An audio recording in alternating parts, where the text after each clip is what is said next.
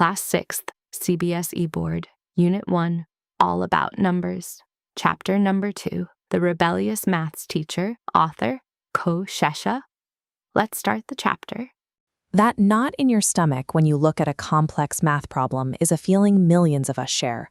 But for P.K. Srinivasan, these same numbers were simply the pieces of a game. Born in Madras in 1924, Srinivasan didn't view mathematics as a list of confusing rules to be memorized. To him, it was a natural and exciting language. He picked up this language so quickly that, while he was still a student sitting at his own desk, he spent his free time tutoring his own classmates in the local park. He possessed a rare talent for numbers, but his real drive was making sure the people around him could see the patterns as clearly as he did.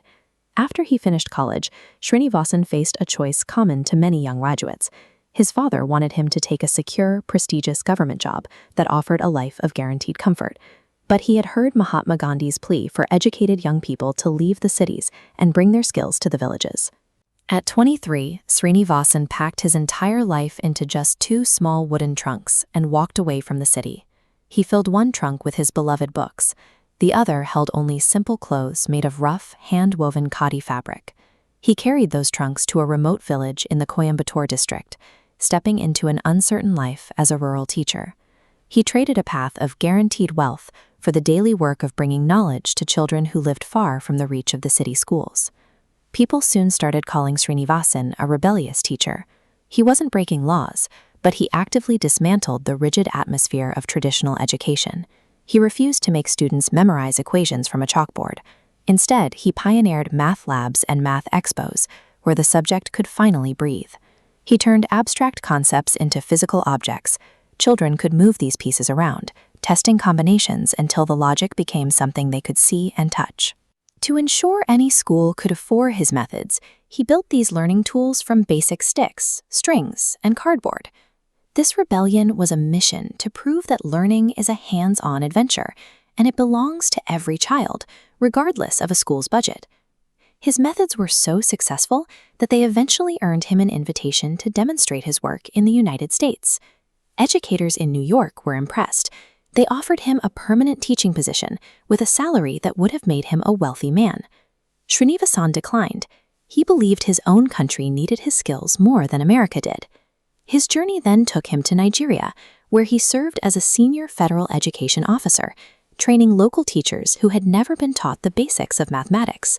He worked with teachers from diverse backgrounds, proving that race and religion have no influence on a person's ability to think logically. His travels confirmed a simple reality. Mathematical talent is a universal human trait, present in every student regardless of where they start. Srinivasan returned to India and moved into a tiny, bare room in Royapuram, where he lived alone for 8 years. In that room, he worked day and night, assembling thousands of low-cost math kits to be sent to underprivileged children across the country. He also dedicated himself to building a museum to honor the legacy of the great Indian mathematician, Srinivasa Ramanujan. He eventually traded his plain white clothes for a green t-shirt featuring Ramanujan's face, a gift from an American friend that he wore as a badge of his commitment. Living in that tiny room with almost no personal possessions, he had managed to run a nationwide headquarters for an educational revolution. To ensure his work continued, he published 30 books in multiple languages, documenting every game and kit he had ever designed. Srinivasan passed away in 2005, leaving behind a new way of thinking about the classroom.